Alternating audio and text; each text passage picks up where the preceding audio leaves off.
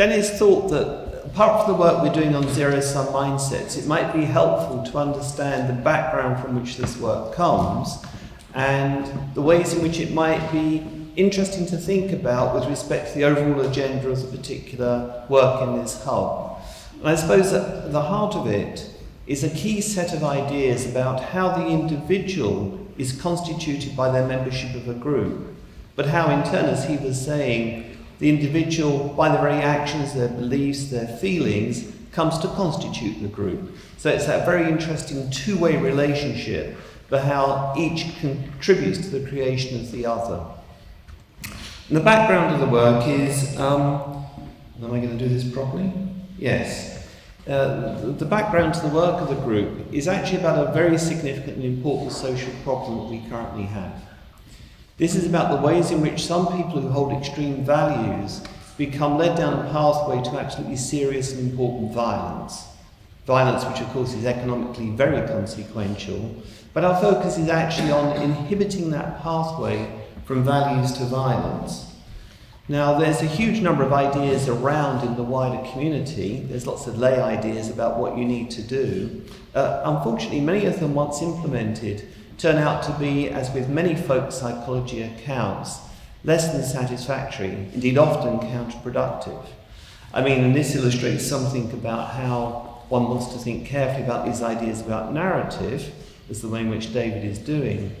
Because people often think, well, these silly people, they're believing the wrong thing. All we've got to do is provide a counter-narrative and make them a bit more empathic, and they'll stop doing nasty things to other people. Turns out that's absolutely not the case.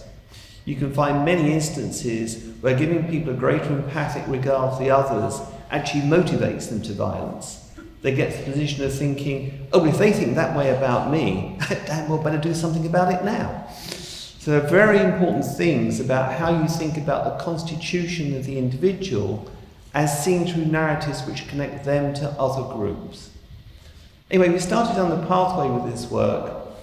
There's some very interesting work from political psychology, which looks at the ways in which groups characterize each other in times of peace and violence.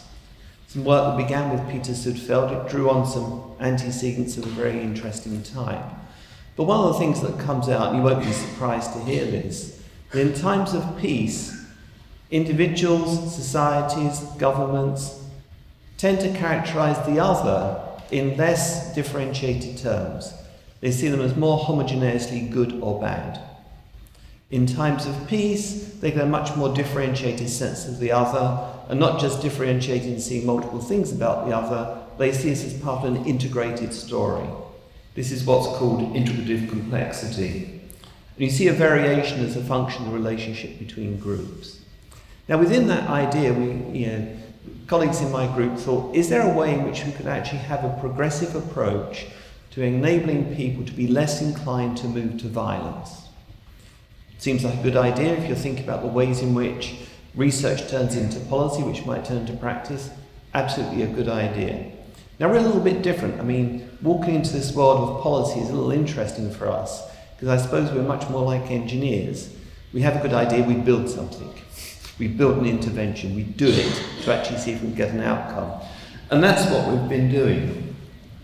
Now, it's very odd looking down there and not looking there when you're actually talking to people who are out there. But anyway, I'll overcome that stylistic problem.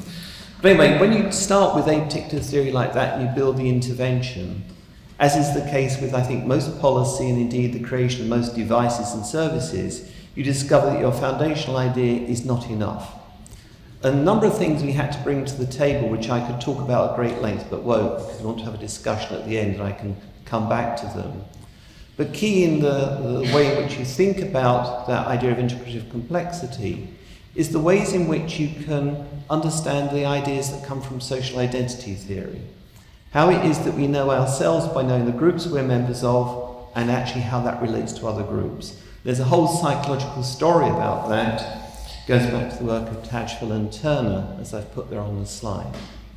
The second piece, and this came up interestingly in a number of the papers and discussions yesterday, is the role of affect. Too much of these stories tends to be focused around a cognitive story. I believe this, I think that, I do the other. the question is always why? Why does this matter to you? Now, of course, there's a variety of affective dimensions that matter, but in the context of violence, one of the most important ones was anxiety. Actually, as you move to a lower integrative complexity level, you begin to see the other as more of a threat, and you become less able to move to a position of overcoming that threat. Anyway, over many instances, we've developed a variety of successful interventions, which interestingly and importantly, and it relates back to one of the things that Deirdre was saying yesterday, and I think Dennis has just picked up just now. It's about building competencies within an individual to understand the ways in which they think and the ways in which they react to their feelings. It raises, if you like, the metacognitive level to produce control by the individual of how they're thinking and of how they feel about what they're thinking.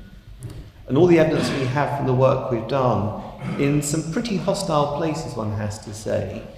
I won't go into details of it because we tend not to like to talk too publicly about it, but colleagues who've worked in very, very challenging circumstances where terrorist violence is actually very high, working with those who've been involved in such violence, actually having, in one instance, 0 recidivism rates.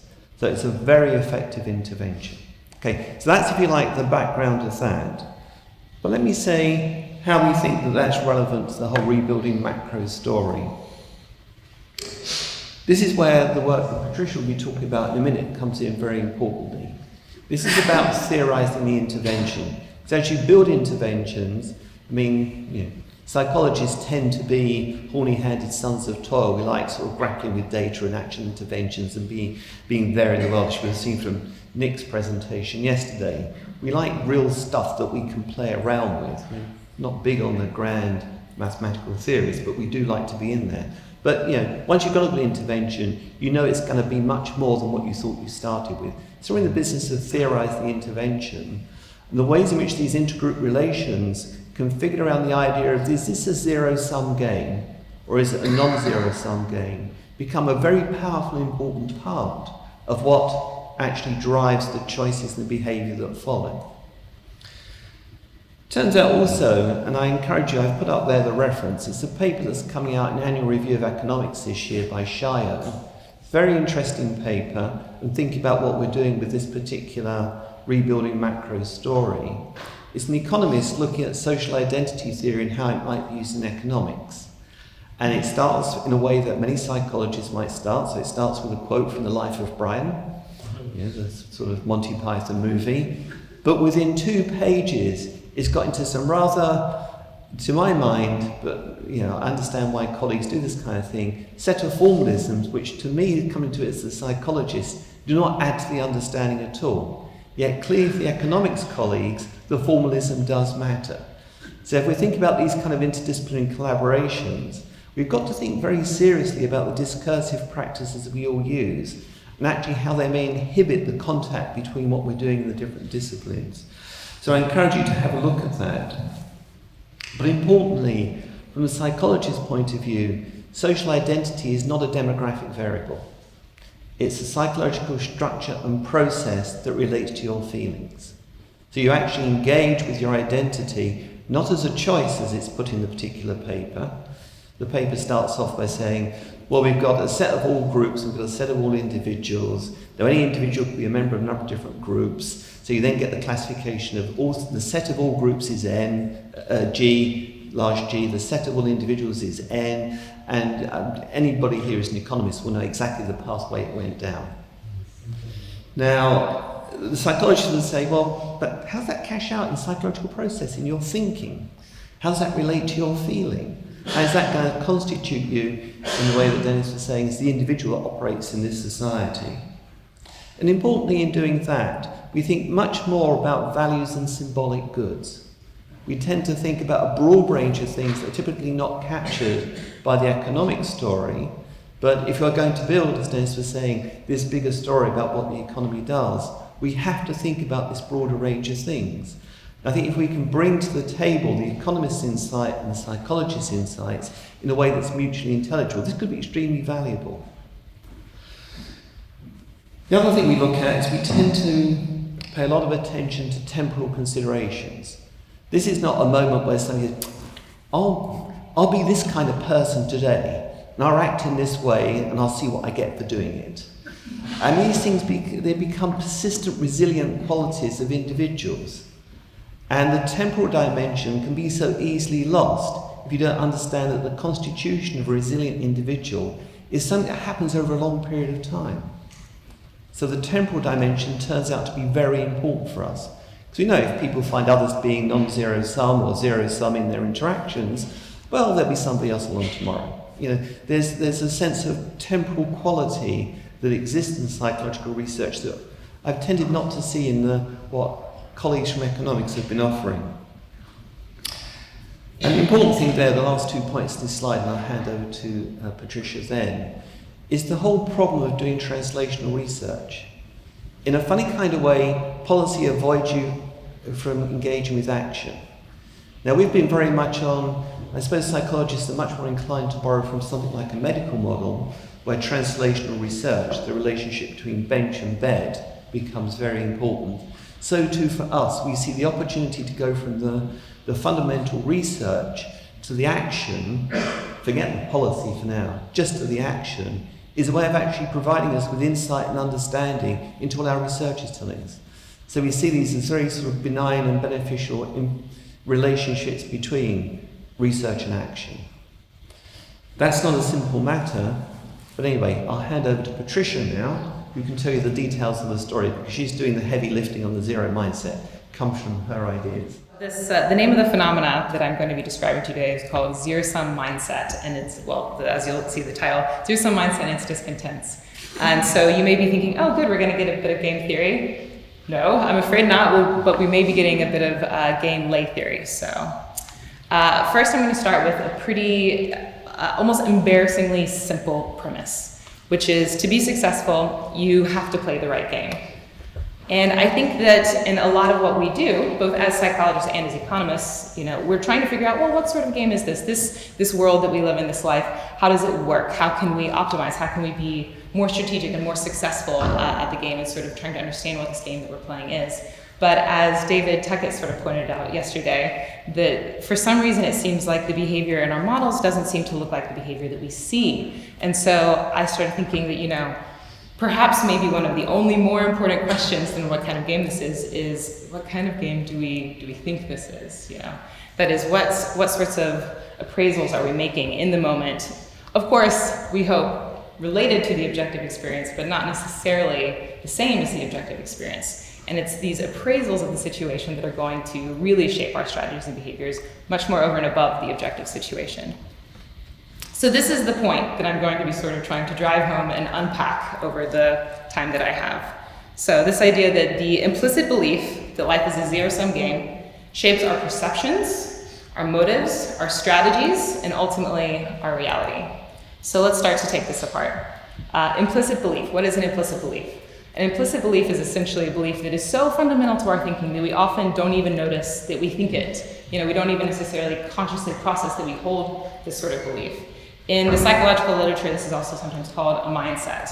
So again, sort of as you'll see the definition here, implicit theory about the essential nature of reality that has the power to shape our perceptions, motivations, strategies. And mindsets offer a uniquely incredible opportunity for intervention, in part because of the way that they work at the fundamental level and shape these perceptions. A brief intervention that can effectively change a mindset can have incredible downstream consequences and lead to recursive processes that reinforce the mindset.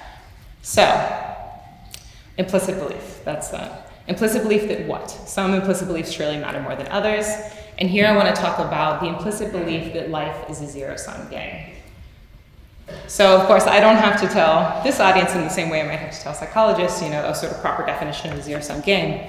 But so if a zero-sum game is a game in which gains for one party are earned at the direct expense of another, such that losses and winnings sum to zero, then a zero-sum mindset is the implicit, generalized, important word, generalized belief that all of life is a zero-sum game.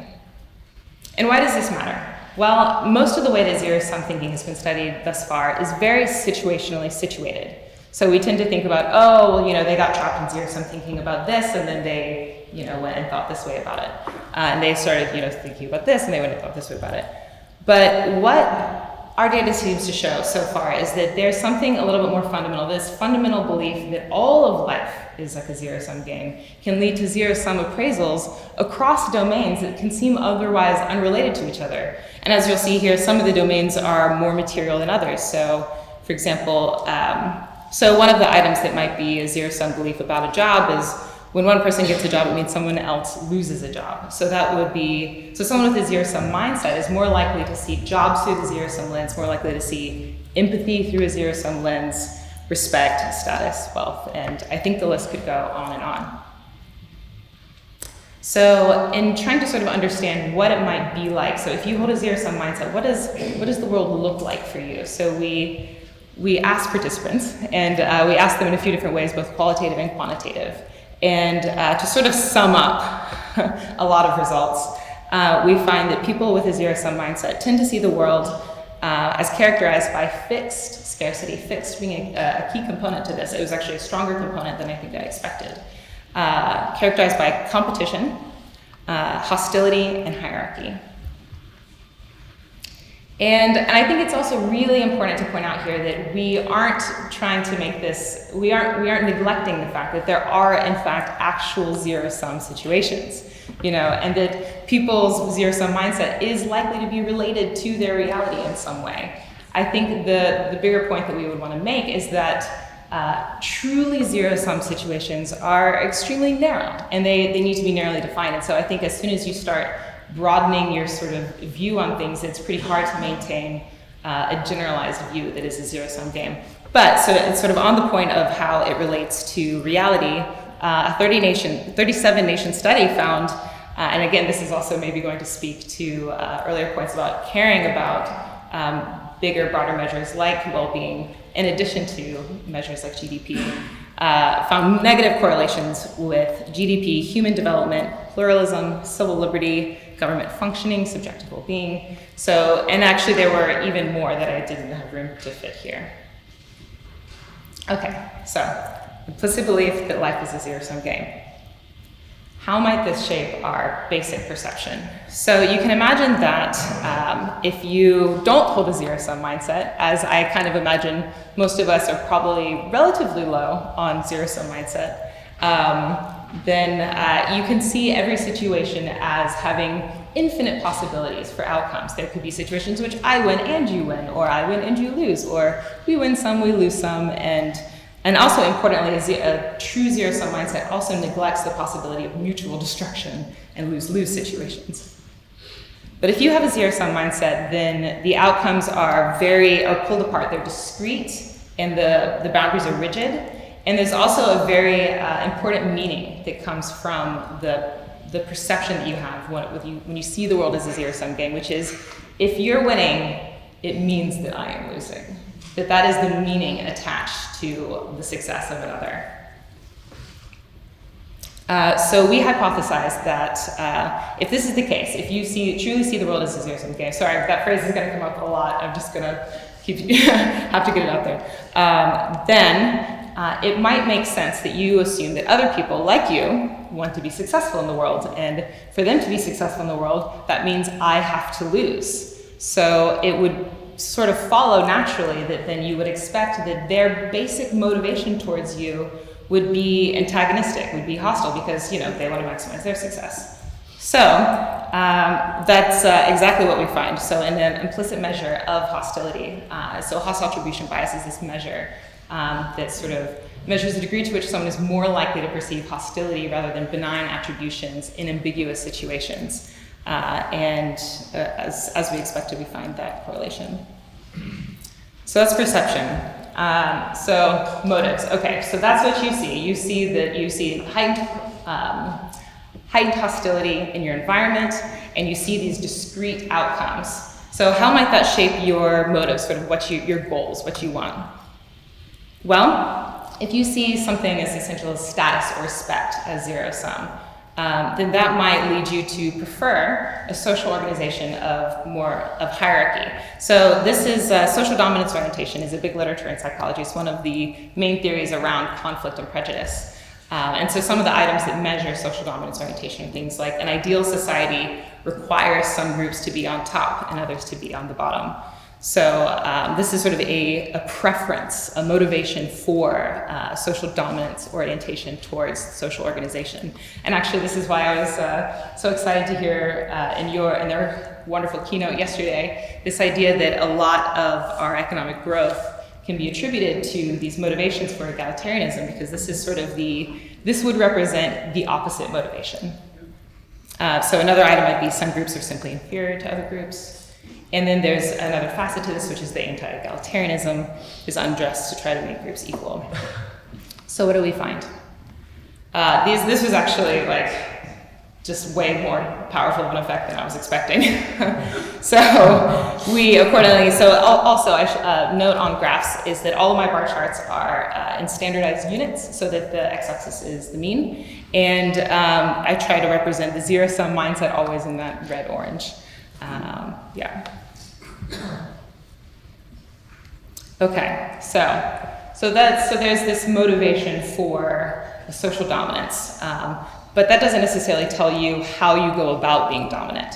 So how might a zero-sum mindset shape the strategies that you want to adopt? One of the things that we find is that when it comes to comparing as a strategy for success, just ask in the most general term, what do you think is going to help you be most successful here? Cooperation or competition? Then, unsurprisingly, we find a very strong preference for competition, or anti-preference for cooperation, I guess you could say. And so in this measure, we assess that just sort of in the most general sense of them describing, this is how I think you're successful in the world. But then we wanted to take it a step further. And so we came up with a long list of cooperative behaviors of all kinds, sort of social and economic, and different ways that people can cooperate, both as with individuals and in this case with outgroup members. And we find indeed, once again, that those with a zero-sum mindset are more likely to oppose cooperative behaviors rather than endorse them. So that's kind of what they don't prefer. Okay, so they don't buy into cooperation, which actually, again, if you're in a zero-sum game, there really is just no point in trying to cooperate.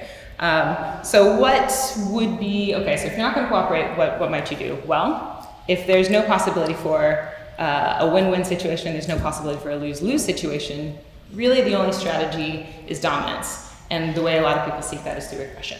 And so this, similar to the cooperation measure, was a very broad range of behaviors that participants rated their support or opposition for these behaviors, and we find a really strong effect, such that people with a strong zero-sum mindset are much more likely to endorse these aggressive behaviors.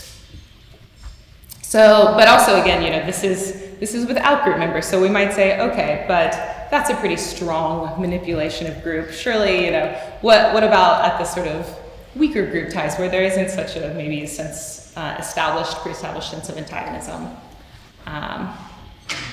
And so we did an experiment with using a minimal group paradigm. So in psychology, this is sort of the bread and butter for trying to study group dynamics, where you create a group off of very, very little former tie or establishment, so that you can get a very sort of clean, if you will, idea of conceptualizing of the group. And this was a bit of a hybrid between a public goods game and a dictator game. And what we found was that that those who did not have a zero-sum mindset were much more likely to make choices and allocations in the game that grew the pie and also had more equitable distributions. And that those with a zero-sum mindset were more likely to keep the pie small, but, and again, following from their motives, be on top. As long as they're on top, they don't mind that the pie is small. And how else might this sort of be shaping our reality? So one of the other things that we find, and this is, I think follows very nicely from this idea that you already see the world as hostile and you just want to be on top. And that's that we see much lower trust across all of these domains. But I think one of the most striking differences here that's most pronounced is that the trust, that people with a zero-sum mindset don't even have very much trust for their own closest relationships, for their family and friends. So one of the things we find is that zero-sum mindsets in general are stronger when people think about group relationships, but that the relationships between variables and dynamics tends to have sort of an isomorphism, that it scales down to the individual level. In other words, if you have a zero-sum mindset, then it's not just that you distrust outgroups, but you still have your inner circle. It's that distrust sort of pervades down to your individual level, and this can have profound effects on people. As we see with, in this data, we find that people with a strong zero-sum mindset are more likely to suffer from depression and perceived relative deprivation. So, what is perceived relative deprivation? So an item that sort of illustrates this measure is a statement like, I feel deprived when I think about what I have compared to what other people have. And one of the things I like about this graph is that it does show the main effect of reality, which is nice, and that there is a relationship. It's nice when there's a main effect of reality, such that people with a lower income report more deprivation, and the reverse. However, I also like to point out the effect size that you get from zero-sum mindset. So to put a little bit of skin on this, we see that someone who makes $100,000 a year, who has a zero-sum mindset, feels just as deprived as someone who does not have a zero-sum mindset, who only makes about $10,000 a year. So again, reality matters, and so does perception. So that was cross-sectionally. So we wanted to also study this over time and see if we could start to get a little bit more of a hint around causality. So this is income, measured at 2 time points separated by 10 months. And what we find is that zero-sum mindset at time point 1 predicts lower income, or at least in the regression. Here it's really that people with non-zero-sum mindset experience growth in their income, and people with the zero-sum mindset, in a way, experience the very reality that they expected to find, which was fixed resources. And actually, this is controlling for income at time point 1, and also, interestingly, controlling for zero-sum mindset at time point 2. In other words, just the within 1 time point correlation was not as good of a predictor as that zero-sum mindset at that first time point. So to wrap it up, to bring it back together, I'm going to bring back to this bigger statement. The implicit belief that life is a zero-sum game can shape our perception, motives, strategies, and maybe ultimately our reality. So next steps for any good psychologist is, can it be changed? It's critical that we know whether this is how fixed this mindset is, or whether it's open to change. And of course, I think we have very good reason to think it's open to change. And then critically, if so, to what effect? And to that, I will just say, and also, of course, what follows from that, which is, can reducing zero-sum mindsets help us build the social cohesion and cooperation that we need to flourish socially and economically? To which I will say, stay tuned. So, thank you very much.